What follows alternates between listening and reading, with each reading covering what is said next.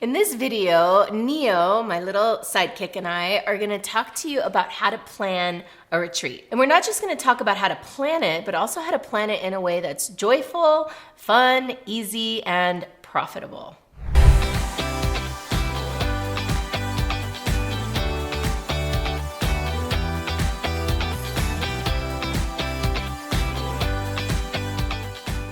I'm going to start with an overview of what I mean by retreats, what kinds of retreats I'm talking about. I'm going to answer the question, how far in advance you should plan a retreat. We'll talk about how to choose a retreat theme, where to go for a retreat, how to promote and sell a retreat, and how to make a retreat schedule. Finally, we'll talk about how to start doing retreats as a business.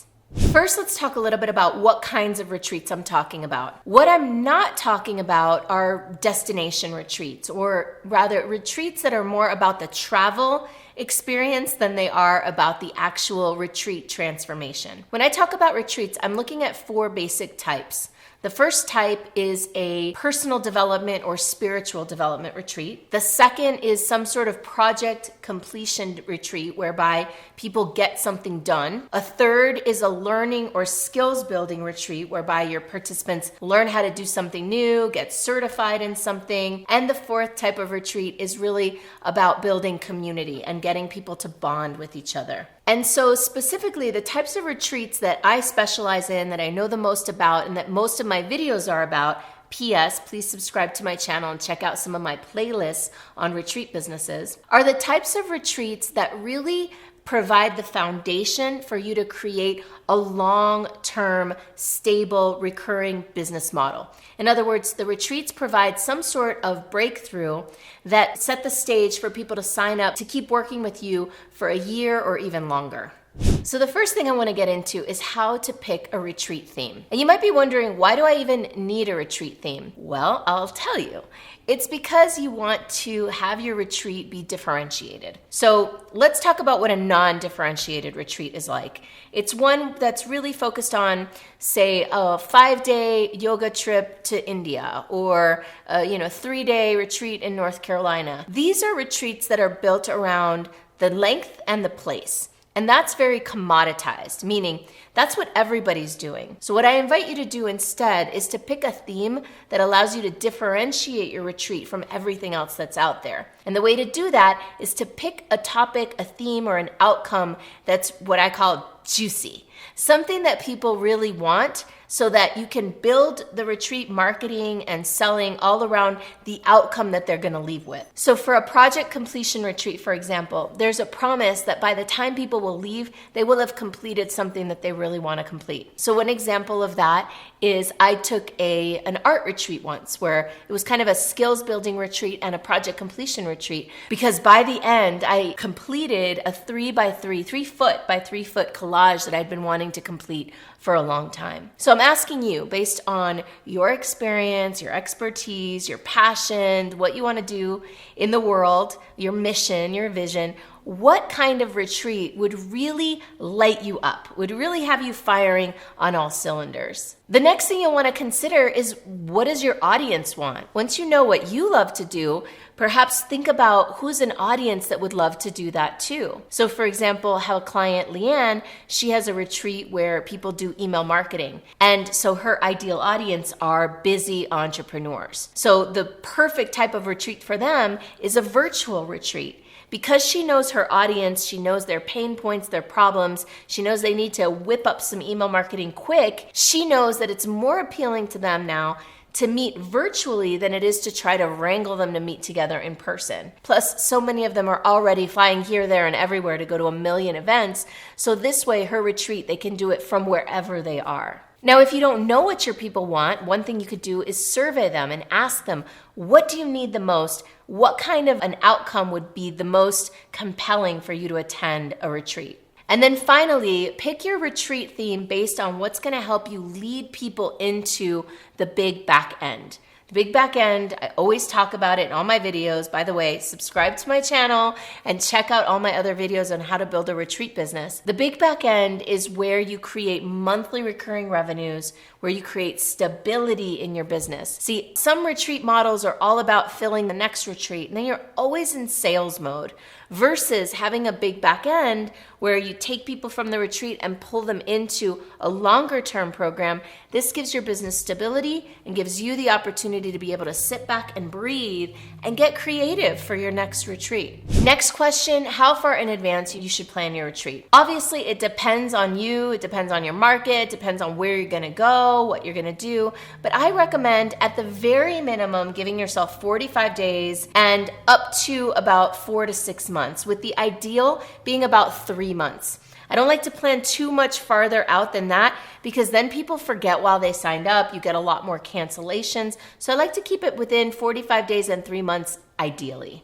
Another question people ask a lot is where to go for a retreat. Well, this is a fun topic because you can get so creative. Like, obviously, you can do your retreats at a hotel, and that's easy to do, and it also tends to be kind of expensive, and then you're stuck with the hotel food and hotel coffee and all that rigmarole. And room blocks, which is a whole big another topic, which I'm not going to get into. But then on the other hand, there are so many venues out there, especially now, post-COVID, within COVID even, there's so many places that need to get filled up that would love to have your group and would give you a sweet deal to come in. So take a look online, find retreat centers and yoga studios, yoga centers, places like that. You can even host non-yoga retreats at yoga retreat centers, and they're perfectly set up for all sorts of different types of retreats. Now, my absolute favorite thing is Airbnb and VRBO. I love these because you have much more sovereignty. You get to cook your own food or bring in a chef.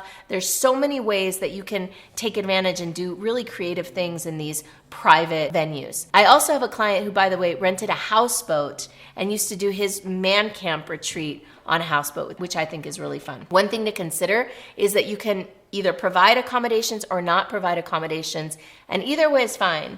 A lot of people think that you have to provide accommodations for a retreat, but actually I don't in my retreat. So that's something to consider as well. When you make your promise juicy enough, you don't have to include a whole bunch of extra amenities to still make your retreat attractive and easy to market and sell. By the way, one retreat resource that you might want to check out is retreathub.com for finding venues.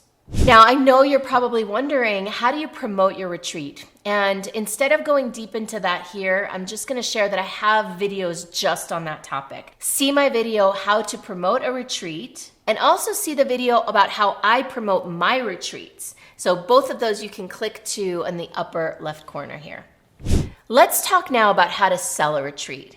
Now, here's the thing. So many people try to do a retreat and then come to me and say, Michelle, I did it. I made a brochure. I made a website. I put it out there on social media and nobody signed up. Well, just by the way they say that, I know that they didn't try to sell it effectively. The way that I sell retreats and the way that I advocate for all my clients to do it is a way that some people kind of feel resistance around sometimes. And that is to sell it one-on-one, in person, over the phone, or on Zoom. That means having a meaningful conversation with somebody and spending at least 30 minutes, if not a full hour, asking that person about their objectives, what they need, what they want, what they're struggling with, and really understanding if they're a fit for your retreat, and if they are, enrolling them in person rather than trying to rely on a funnel or a sales page or some sort of marketing tool to do that magical enrollment process for you. Now, you can use all those tools, and I absolutely do, to get the conversation, but just don't rely on those tools to actually get someone from interested to enrolled. So let's talk about how to create a retreat schedule. Here's what I do every single time. I create first a mind map. Now, a mind map is basically like a blank sheet of paper. You can do this online as well. And in the center, I put the big, juicy, compelling promise of the retreat. And then from there, I put all the different experiences that would help somebody have that outcome. Let's pretend that you're putting together a women's empowerment retreat, okay? And the goal is for women to walk away feeling confident and courageous and clear and ready to tackle the next phase of their life, okay? So one of the things they might need to do for that to happen is to let go of some stuff that's holding them back. Maybe let go of some fear, some anxiety, limiting beliefs, and things like that. So I would write in my mind map, letting go of old patterns. Okay, so that might be one big thing. Another thing that they might need is to have a clear vision of what they want to do next. So I would go around and fill in all the possible things that would serve that big objective. And then I would go through and look at how I could deliver that experience. So for letting go, we might want to have a ritual where women capture all the things that are in their way and then write it down and burn it on fire and release it into the ether, or crumple it up and throw it away, or something like that. So I would go around to each item, come up with an activity, and then from that activity decide, all right, how long will that activity take? And then pull each activity and place it into my retreat schedule. The way I structure my retreats is always, let's pretend it's a 3-day retreat. Well, I do blocks of 90 minutes with 30-minute breaks and 90-minute lunches. And that way I just grab each item and drop it in one of my slots. So for a 3-day retreat, I generally have about 15 slots. I have an opening and a closing. That leaves me with 13 spots to fill in with activities or exercises. And please remember not to fill in every single slot. You want to leave room for magic, for things that just pop up. So I usually leave at least one spot open on each day, which sometimes people just need integration time and time to go off and wander by themselves or think or connect with each other. Don't want to pack it too tightly. Finally, let's talk about how to start a retreat planning business. Now, here's the thing. If you're talking about retreats that you plan for yourself, that you're going to lead and deliver, then I have tons of videos on that. I invite you to check out my retreat business playlist. But if you're talking about how to create a retreat planning business to plan retreats for others, then I'm not your girl. So I recommend instead learning about how to build an event planning business and then translating those skills on how to lead or how to plan retreats as a business for other people.